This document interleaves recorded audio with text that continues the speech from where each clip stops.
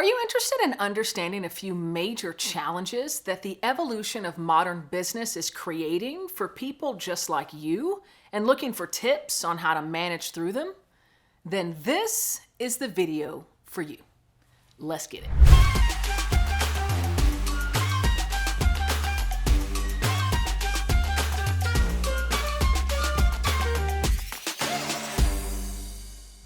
The world of business is evolving at seemingly a more and more rapid pace. What business leaders or managers were doing even 3 years ago ain't gonna cut it. Well, in this video, I'm gonna break down 3 of the major challenges that the evolution of modern business is creating for leaders just like you, including remote work, the sheer pace of change in the workplace, and finally, I'll explore a critical area that all business leaders need to be facing head on in today's climate. Challenge number 1, working remotely or in hybrid environments. It seems like gone are the days when you can just get up, walk down the hall, and have a quick connection with one of your direct reports or one of your managers. At any given point in time, any day of the week, some of your team might be working in the office, some might be working from home or working remotely, or perhaps even you yourself working remotely. But regardless of that fact, you, as a leader, as an influencer of others in your organization, still need to find a way to authentically connect, to remain in touch, and to keep the team or the organization working cohesively together. This is a huge challenge that I've seen many of my clients struggle with across many different industries all over the world. But given that challenge, we have to rise to it. I think that this idea, this thing that we've gotten into of working remotely or in the office, this hybrid environment, is here to stay. I think there are efficiencies that have been afforded to us by being able to work remotely, but it doesn't negate the fact that we need to remain connected. So just a quick tip as you think about nurturing that connection, even when you're staring into a camera lens, talking to some of your direct reports or your colleagues, strive to find a way to look into the lens. You know, one of the ways that we feel that level of connection and that sense of connection with another is eye-to-eye contact. And oftentimes we lose that when we're looking into a screen or looking through the lens. So as best as you can, take a moment within every conversation to look into the lens, knowing and letting that person know you're there, you're listening, and you're seeking to understand. That's a great way to kind of promote that level of engagement and connection. And also, we have to be more and more intentional about setting time to have those points of connection. Like I said, no longer are we getting up, walking the hallways, passing somebody by and like, oh, I forgot there's this thing I have to tell you. Oh, did you know what happened to me this past weekend? Having those little moments that are free from work. So being intentional about creating that on your calendar, taking those 5-10 minutes. I just want to have a little connect with you, message them. Let's hop on a Zoom chat. Let's hop on Blue Jeans. Let's hop on Microsoft Teams, whatever that platform is that you use. Hop on that, use it to nurture that connection in your team and organization. Challenge number 2, the sheer pace of change.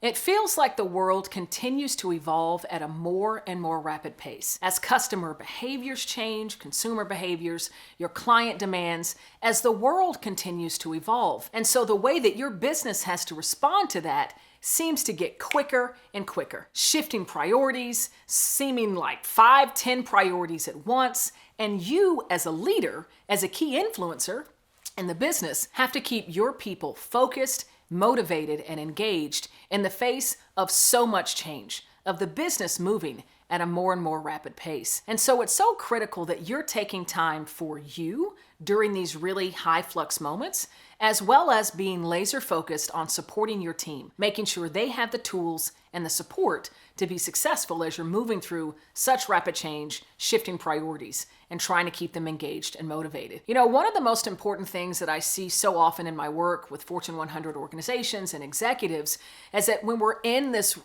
environment, this new world of just rapid pace, change, and all this flux, is that we forget that one individual that we're gonna rely upon more than anyone else in our entire lives, ourselves.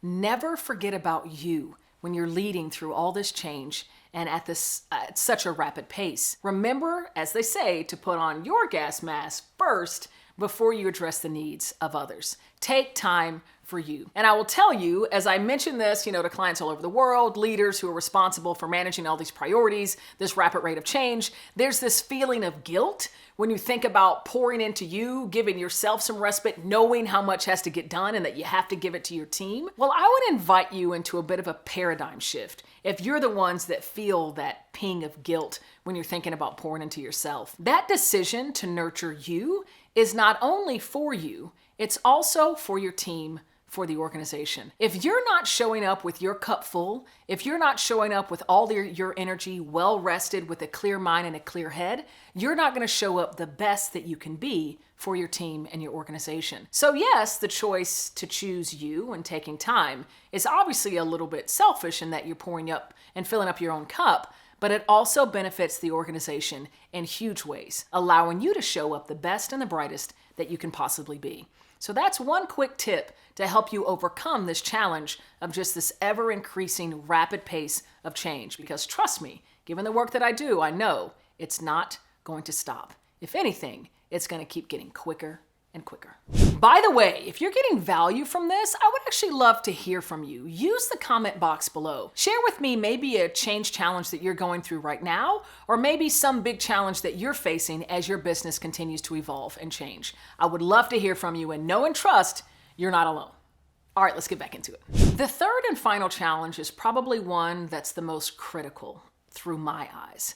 And that's the fact to acknowledge and address systemic bias and inspire and nurture inclusivity across our organizations and throughout all businesses. The systems that many of our really large corporations have been built upon, the patriarchy, racism, white supremacy, ableism, fat phobia, homophobia, transphobia, xenophobia, and ageism. They're all very real and have become more and more recognized as a problem, something that needs to get addressed. And our business cultures, the individuals that are entering these corporations, are begging of leaders, demanding of leaders to do better, to recognize their own systemic biases, to recognize that within themselves, taking accountability for that, understanding what those conscious and unconscious biases are, so that they could create the safe environment for every single individual in the organization to feel comfortable being their fullest expression, their best authentic self. I think that this is perhaps one of the biggest challenges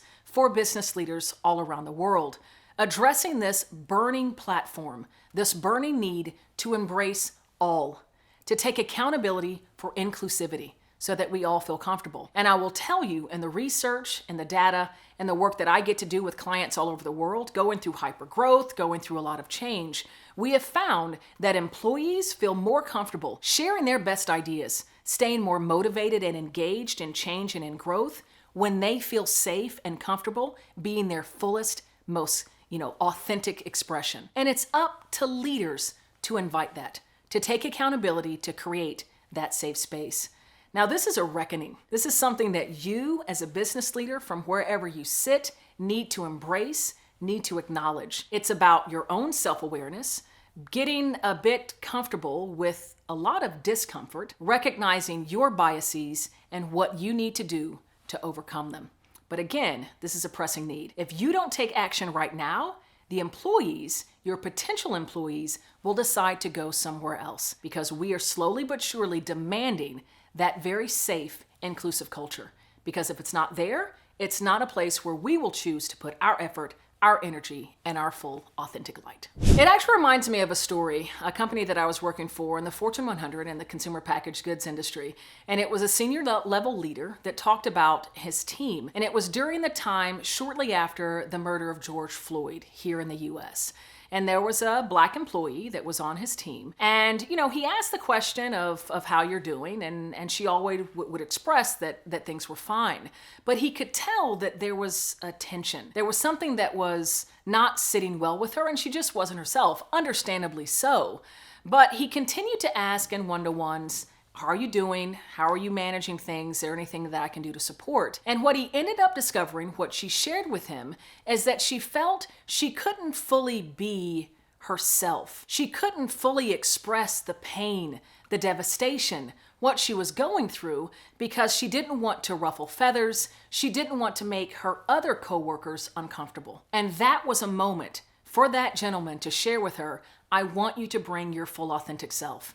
I want you to share the challenge, the difficulty. It's going to help us learn and grow. So share all of you. And he said it was like this weight that was lifted, and she kind of perked up a bit and continued to then share how challenging it had been and was a bit more open moving forward. That leader took accountability for creating a safe space for that employee to express her fullest and most authentic self. And by feeling that she couldn't do that, he could tell that she had become a bit stifled and she wasn't nearly as engaged in her work. There is great opportunity when you can create that safe space, unleashing the authentic power of every single individual in your organization. Did you get value from this? Are you interested in learning more? How you can step up, being accountable to be a more effective and inspired leader through the ever-evolving changes that you're experiencing in your business? Well, I've got something free for you. So I want to share a snippet of a keynote that I did for a client going through a lot of change both internally and externally. Notably, the insights and the research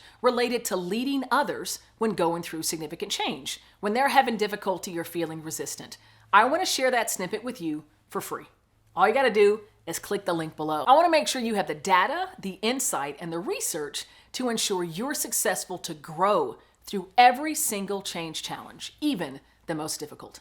I'm Cassandra Worthy, and until next time, keep growing and keep rocking.